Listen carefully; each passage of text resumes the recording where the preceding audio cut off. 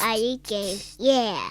What's up, Tarnished? Mark here, and we're working on the Stonedigger troll. And this guy's really difficult, at least for me, really challenging. Let me go ahead and pull up the map so we can make sure we're all on the same page here. The Limegrave tunnels are down there. They're at the bottom of a cliff. And let's go over a couple things. I'm confident I could show you how we can get through this. Now, I'm playing a Vanguard, and I've removed the halberd and everything else, so I have a faster roll. I'm using a longsword +3, so if I'm doing more damage than you, that may be the reason why. We are going to use our spirits to help us out. If you don't have that ability, go back to the Church of Ella and meet Rena. She will give you the stuff. She'll hook you up. We're going to keep very close to him. Rolling is key. The invincibility of the roll is key to this battle. I have a medium load in this fight.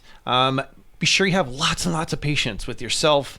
We're only going to get 1 or 2 hits in. It's going to be a long battle. So be prepared to die a lot. Take a break if you need to. It does help. And I left my mistakes in here so you could see you could still win even if you make a bunch of mistakes. And lastly, stay calm. We got this. Be patient with yourself and we will get through this. Okay, so let's go ahead and get going.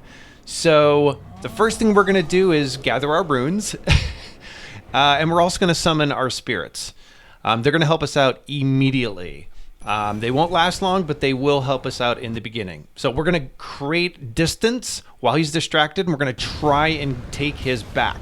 In fact, a lot of this battle is trying to face his backside, and we're just going to get 1 or 2 hits in.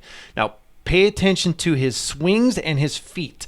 His swings determines when we're going to roll. So we're going to remember, we're rolling through his club, not his arms. What I mean by that is focus on when the club is about to hit. Always try to face his backside. When you're up against a wall here, I mean, it really doesn't do us any favors. The camera is terrible here. In fact, it leads to, like this, poor rolling. But I will say, if you time it so you roll when the foot is coming down, it changed everything. Once I got that rhythm down, when the foot goes up, when it starts to come down, you roll, it started really clicking for me. So look for that. Now again, remember, we're always trying to face his backside, and we're always trying to take maybe 1 or 2 hits, but positioning ourselves and staying by his feet is really important.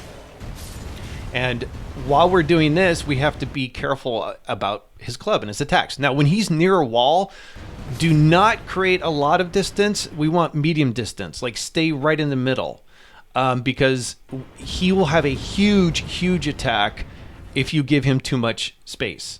So try to stay in the middle if you can. With that big attack, watch out for that sneaky final move. It has hit me several times. You can see how I'm meeting him in the middle, and then I'm rolling into him.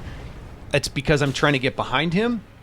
I'm rolling through all the stomps, all the hits, and we're just taking 1 or 2 hits here.